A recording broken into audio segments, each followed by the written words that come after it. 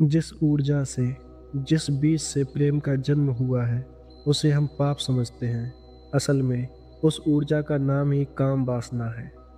इस जगत का सबसे बड़ा विरोधाभास ये है कि हम फूल को तो पूजते हैं, लेकिन जड़ों को गंदा कहते हैं। मनुष्य प्रेम की तलाश में भटक रहा है। वह चाहता है कि उसका जीवन प्रेम की सुगंध से भर जाए, लेकिन जिस ऊर्जा से, जिस बीज से प्रेम का जन्म होना है, उसे वह पाप समझता है। और उस ऊर्जा का नाम ही काम वासना है। ओशो कहते हैं, जब तक तुम जड़ों को स्वीकार नहीं करोगे, फूल खिलने की तो कोई संभावना ही नहीं है। आज हम उसी कीचड़ और कमल के रिश्ते को समझेंगे।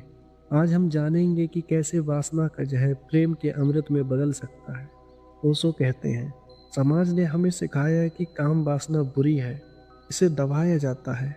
लेकिन सत्य यह है कि काम वासना जीवन की मूल ऊर्जा है। तुम्हारा जन्म उसी ऊर्जा से तो हुआ है। मानो अगर तुम्हारे माता पिता काम वासना को ठुकरा दिए होते, तो आज तुम यहाँ नहीं होते।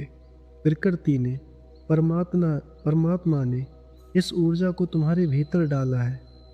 वासना का अर्थ क्या है? वासना का अर्थ है एक मांग या एक प्यास। ये एक अंधा वेग है, जहाँ शरीर शरीर को खोजता है। यह बुरा नहीं है, यह बस प्राथमिक है, और ये शुरुआत है, अंत नहीं। दिक्कत वासना में नहीं है, दिक्कत यह है कि तुम वहीं रुक गए हो।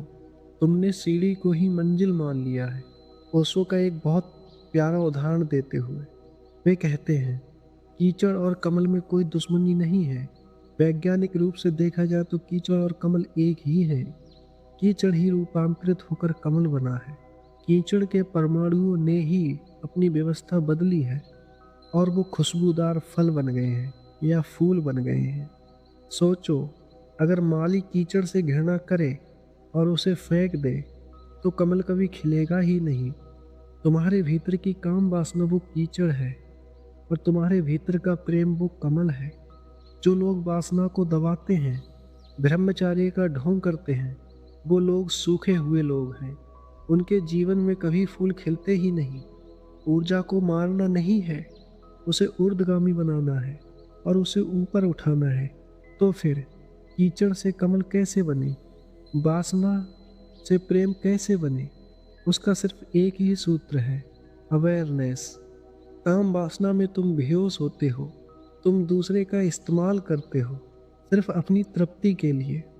वहाँ दूसरा व्यक्ति सिर्फ एक वस्तु है। लेकिन प्रेम में तुम जागते हो। प्रेम में तुम लेना नहीं चाहते, तुम देना चाहते हो। जब तुम अपने साथी के पास जाओ, तो सिर्फ शरीर की भूख मिटाने मत जाना। उसके पास ऐसे जाओ जैसे कि मंदिर में जा रहे हो। जब वासना में ध्यान जुड़ जाता है, तो वो प्रेम बन जाती है, और जब प्रेम में प्रार्थना जुड़ जाती है, तो वो परमात्मा बन जाता है। इसलिए अपने भीतर की ऊर्जा से लड़ो मत, उसे स्वीकार करो, उसका सम्मान करो। कीचड़ गंदा है, लेकिन उसमें कमल होने की क्षमता छिपी है। वासना अंधेरी है, लेकिन उसी के गर्भ से प्रेम का दिया जलेगा। जिस दिन तुम शरीर से ऊपर उठकर आत्मा के तल पर मिलोगे, उस दिन तुम पाओगे कि काम वासना पीछे छूट गई है, और सिर्फ प्रेम शेष रह गया है। ये कीचड़ से कमल होने की यात्रा है, और यही जीवन का परम सत्य है। वीडियो अच्छी लगी हो या ऑडियो आपने पूरी सुनी हो, तो कमेंट में अपने नेक्स्ट टॉपिक के बारे में ज़रूर लिखें। धन्यवाद।